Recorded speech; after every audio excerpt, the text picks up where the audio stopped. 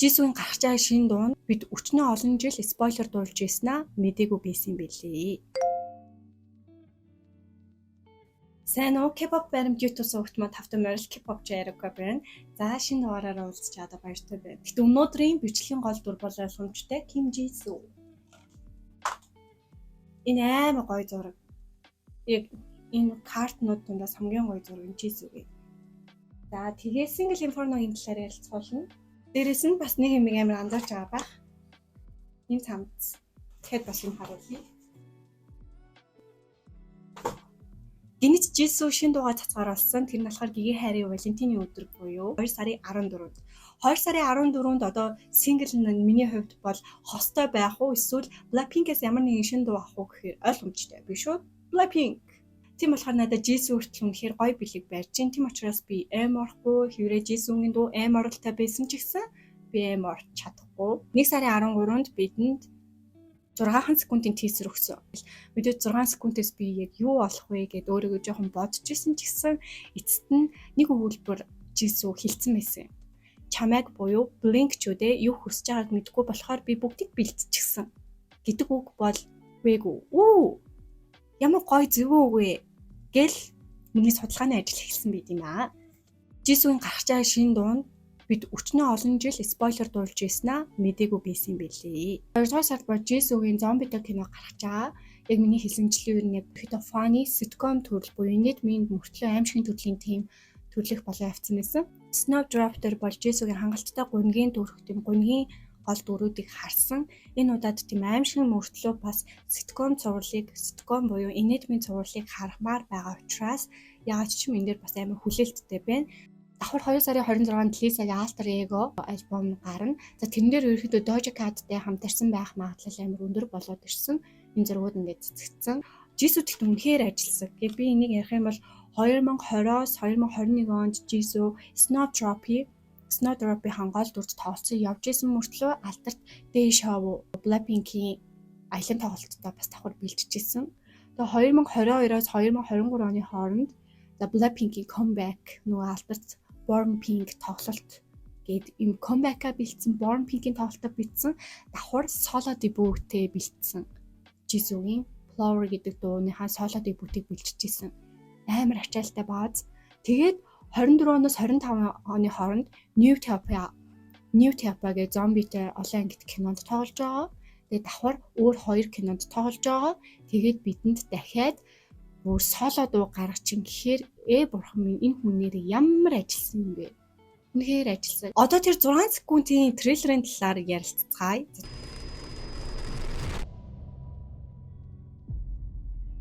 Тэрийг харангуйта би зүрхний цахилгаан имшлэг юм болов уу гэж бодож исэн. Зүгээр л анх тэгээд орхисон байсан. Гэтэ ингээд сайн харсан чинь худлаа үнэн ярьдгийг ингээд илрүүлдэг тийм төхөөрөмж болоод ирчихэж байгаа байхгүй юу? За 2022 он руу буцацгаая. 2022 оны Blackpink-ийн тоглолт дээр Jisoo Camilla-гийн Liar гэдэг дуу дуулсан.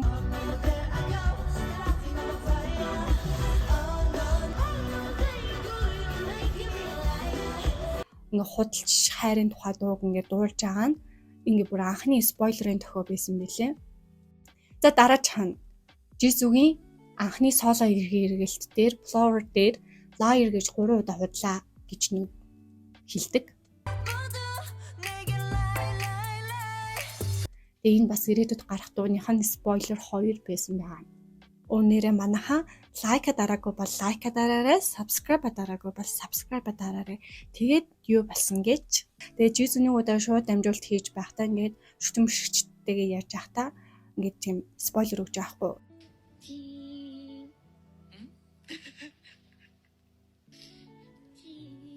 아닌가? 어렵네. Одоо яг энэ 6 секундын спойлер аятай амар төстэй. Одоо тэр төхөөрөмжийг илтгэж байгаа тийм хөдөлгөөнийг ингээ гаргаад ирсэн. Тэгэхээр ингээд энэ дараачийн спойлер болж байгаа. Гэтэ өөр таамаг, энэ зөвхөн таамаг. За энэ таамаг дээр болохоор энэ Newtopia гэдэг дууныхаа soundtrack-ийг дуулж магадгүй гэсэн тийм таамаг үүсэж байгаа. Гэтэ альбом бөгөөд ерөөхдөө 5 дуу байх магадлалтай гэсэн. 5 дуун тэр одоо нөгөө нэг худлаа ярьж байгаа тийм цаасан тайлбар нь тийм 5 track 5 долгионыг ингээ илэрхийлсэн. Тэгэхээр тийм 5 дуу байх магадaltaй гэсэн үг. За тэр тархины 5 долгионы тухай ингээд хаагаад үзэх юм бол дельта хамгийн ихнийх нь дельта амар амгалан тайван байдлыг илэрхийлдэг. Дараачих нь 2 дахь долгион нь болохоор дельта долгион. Бодолтой автагдсан хүний тухай дуу байж магадгүй гэсэн үг. За дараачих нь альфа долгион нь болохоор тайван амар амгалан сэргэг байдал буюу тийм ерөөдөө их тайван долгионыг илэрхийлдэг гэж байгаа байхгүй юу? Тэгэхээр бас тэр дунд тайван байдлыг бас илэрхийлэх юм болов. Тэгээ дараачих нь бета нь болохоор сэргийг бодлогошорсон сэтгэл хөдлөл өндөр үед үүсдэг тийм долгион юм байна л да.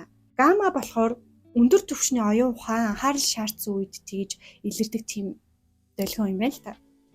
Гамма долгион. Тэгэхээр миний хувьд одоо ерөөхдөө ингээд 6 секундээс ингээд маш их мэдээлэл гаргахыг хүсэж байгаа учраас би энийг альбомных нь 5 дууны нэг ээж магадгүй гэж бодож байна. Эсвэл одоо гарч байгаа 100 дууных нь дуу ингээд 5 утгаар илэрхийлсэн байж магадгүй гэж бодож байна. Аль нь ч хийж магадгүй. Дууных нь сурталчилгааны үйл ажиллагаанууд эхлээд явчих байх. Гэхдээ хамгийн түрүүнд ингээд энэ мэдээллүүдийг хүргэхийг хүслээ. За бас өөр нэг залруулга байна. Роси сайн ингээд бас яг үнэн ярьдгүй, худлаа ярьдгүй гэдгийг шалгуулдаг тийм төхөөрөмжтэй тийм ярьслага өгсөн байсан. Тэгээд хөтлөгч нь өөрөөс нь асууж байгаа. Toxic Till the End гэдэг дуу JD Smith хоёрын үргэлжлэлтэй холбоотой дуу мөн үү гэсэн чинь үгүй ээ. Би JD Smith дуу эрхэж байгаагүй. Тэр дуу бол JD Smith зориулагдсан дуу биш.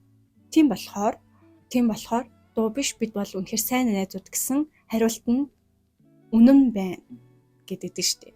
Үнэн гэж гарсан учраас за ингээд JD Smith, Rosie хоёр ингээд үрхээгүй ингээд батлагдж байгаа гэсэн үг. Тэгэхээр ингээд бидний олон өстой батаарны болчлоо гэд яаж байсан зүйл маань ингээд цуцлагдлаа. Нэг хэсэндээ би бол баяртай байна. Би көчөөлөдөр тоглолтоо үзүүлж яхад X бит хоёрын харилцаа маш хэцүү тийм асуудалтай байсан ч гэсэн би тайзан дээр маш аятайхан харагдчихсэн гэхээр дараачийн таамаг нь Rosie Cha энэ хоёр жоохон болоод ичиж байгаа. Гэтэ ирээдүйд чсэн Rosie Cha энэ хоёр өртгөө үгүй юу гэдгийг ер нь бол манай хоёр талын нэг нь л хэлж ийж энэ бол баталгаажих зүйл, эсвэл диспач хэлж ийж баталгаажих зүйл.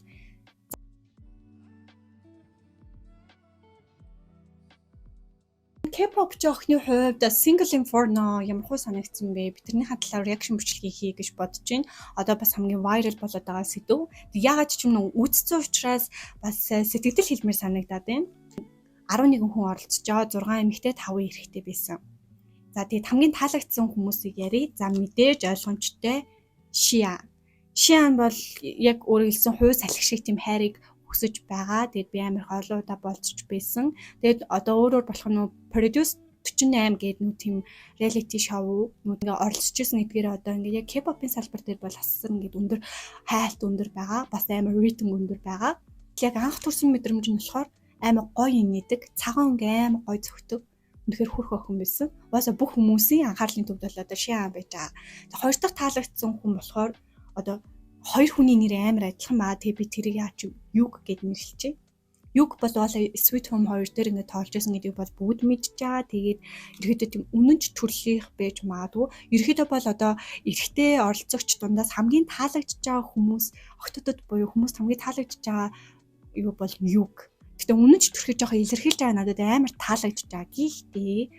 Гэхдээ бид бүгд одоо энэ 11 хүнээс 2 хүн жүжигчин гэдгийг сайн санах хэрэгтэй. Тэр нь болохоор Юг Жунсо болон Жантево хоёр чинь жүжигчин гэдгийг маш сайн санах хэрэгтэй. Тэд бол мэрэгжлийн жүжигчид гэдгийг маш сайн санах хэрэгтэй. За хүмүүс бол юугд бол амар дурлаад хайрлаад байгаа ч гэсэн яаж ч юм намайг тэгж болж чадахгүй байгаа. Гэтэ яг өөрийнхөөрөө байгаа хинэггүй байгаа нь уусаа таалагдж байгаа. За дараагийнхан гишүүн болохоор Жион бол ерөөхдөө хамгийн халуухан, хамгийн гоё битээ гэдгээр ерөөхдөө ингэ шалгарсан ч гэсэн яг одоо ингэ 4 анги дээр янз бүрийн тийм юу тоглолт хийж чадахгүй байгаа. Бүр ингэ там дотроо л үлдээд байгаа. Диважн руу ерөөсөө явж чадахгүй байгаа. Тийм болохоор тэгэд өөрөөр бас K-pop-тай холбох юм бол энэ Жионыг болохоор Twice-ийн санаатай адилхан гэдэг аахгүй юу? Тэгтээ жоо харахад нэрээ дүс байгаа. Гэтэ бор санаа яг бор нэг тийм гоё далайн эрэг дээр бич дээр байсан тийм бор болцсон саан юм шиг надад бас жоохон санагдчихаа. Тэгэд хоёр дахь нь бор арстай эмэгтэйг ер нь жоохон бордоо арстай эмэгтэйг ер нь жоохон их тоодгүй юм шиг санагдсан. Яг өмнө Өмнө 3 дахь бүлэг дээрсэн нэг бор хайрцтай эмэгтэй bijсэн шүү дээ. Аймаг гоё бодлыг ингээл битэй хараас бүр аймаг гоё эрүүл чирэг битэй харагдчихаа. Гэтэл бас тэр ихч бас яг тийм тоглолтонд очих чадаагүй. Тэв бол үнэхээр уусаа яг л хүмүүс намайг амар хэрцгий төрхтэй мөрхтэй гэдэг гэсэн. Тэгээ би яг л тэр үнийг амар хэрцгий төрхтэйгээр нэр ямар хэрцгий төрхтэй мэ. Гэтэ амар ууртай юм шиг надад санагдчих яахгүй түргүү ууртай. Жохон болчмгүй үг хэллэг, болчмгүй тийм маа займар ашигладаг. Анх бол нэг тийм татагдахаар тийм хүн бол биш байсан. Жохон айдас хүргэн. 5 дахь хүн нь болохоор Хээжинийг сайн харах юм бол Эспа амтлын Каринатай жоохон төстэй баа. Тэг би бол Хээжинг амар сайн дэмжиж байгаа хгүй амар хөөрхөн. Тэг би Хээжинг ингээ бас гол дүрүүдийн нэг болж чадах уу гэсэн чинь манай хүн бас яг болж чадахгүй дундуур зэрэглэлтэй яваад байгаа. Энэ 5 одоо танилцсан 5 залуучуудаас хамгийн анх таалагдчихсан залуу бол уусаа Джонсо байсан. Одоо л 4-р улирал дээр Шиала хамгийн хөөрхөн байгаа ч гэсэн 1-р бүлгийн Жаг бол үнэхээр гүйцэхгүй. Ер нь айлч бүлэг дээр болж яг гүйцэх хүн бол байхгүй. Жохон дөхөж очино. 50%, 60% дөхөж очино. Юуг ингээд тэмцээн дээр ялагч болоод хамгийн анхны болцоог хийхээр болдсон шүү дээ. 6 эмэгтэйчүүдээс нэгийг сонгохоор болсон чинь нэрээ ингээд хамгийн гоё энергиг эрэгтэй хүн сонгодог юм ээ. Тэгэхээр яасан бэ хаан таалагддаг залуу хүмүүс яарзатлын нэг нь шүү дээ. Яг Южин шиг ингээд ярцаатлын нээж агаал диважинд явчихаар юм билээ штэ. Анх ингээд тэр эмгтэй Южин болохоор нэг амар өөртөө ихтэй. За би ингээд эхний диважинд хамгийн түрүүнд сонгогдоод явчихлаа. Гэл амар ад жаргалтай ингээд тухайн тэр өдрийг оройг ингээд өнгөрүүлэнгүүтээ маргааш нь би баг өөр залуучуудыг бас ингээд өөрийнхөө үзэсгэлэнгээрээ татмаар гэсэн тийм нэг мэдрэмжийг надад өгөөдсөн баггүй юу.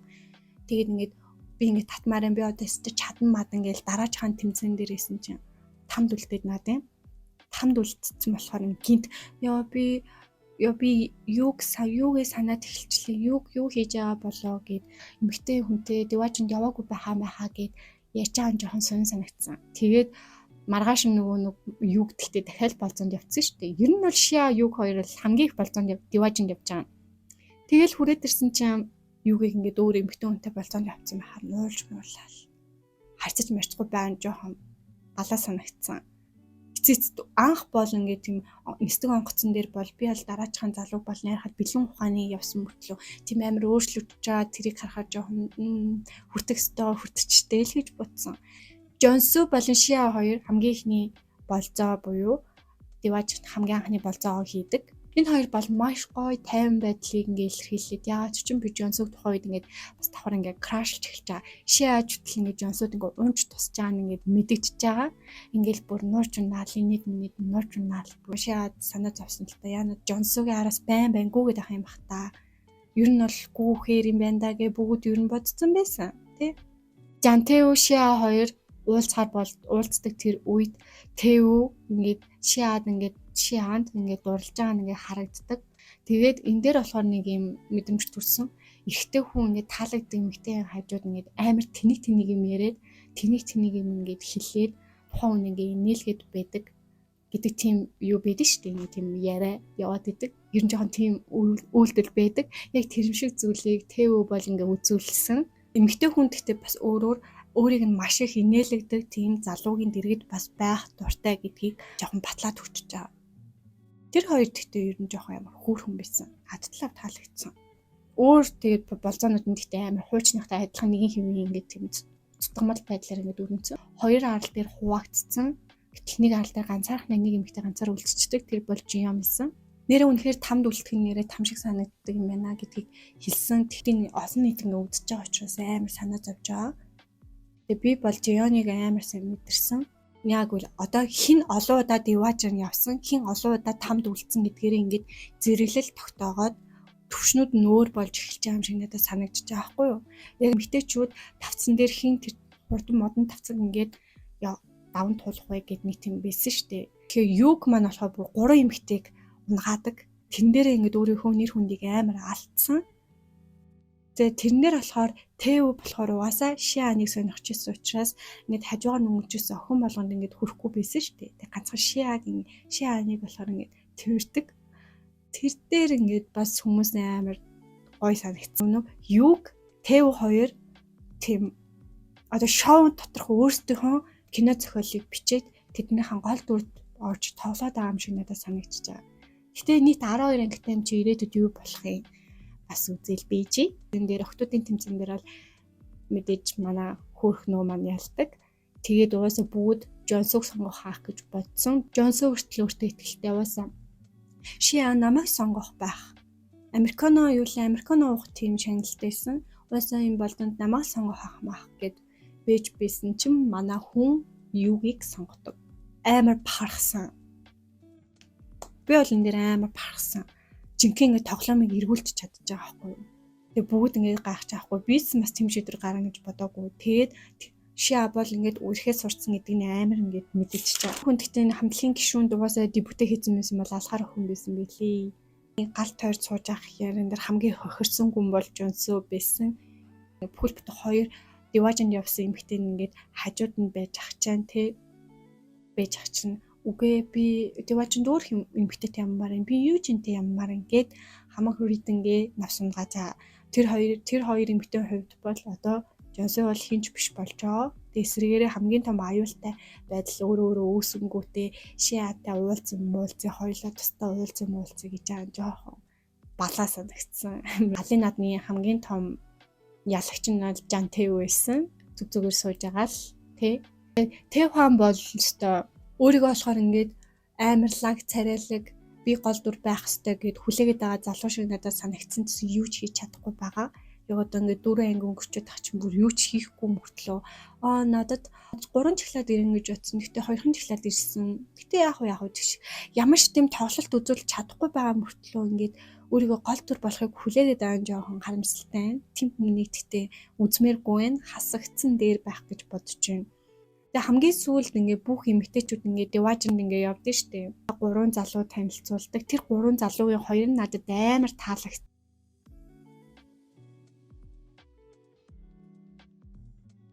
Энэ 4 ангийг үзэхдээ яг хөвдөө л гэж бодсон. 12 ангитай гэхээр цааш 8 анги дутуу байгаа. 7 хоногт 2 анги цацагдана. Тэгээд тэр 2 ангиуд нь гой байх юм бол би цаашаа яриад явъя гэж бодож байна. За ингээд бичлэг маань энэ хүрээд дууслаа.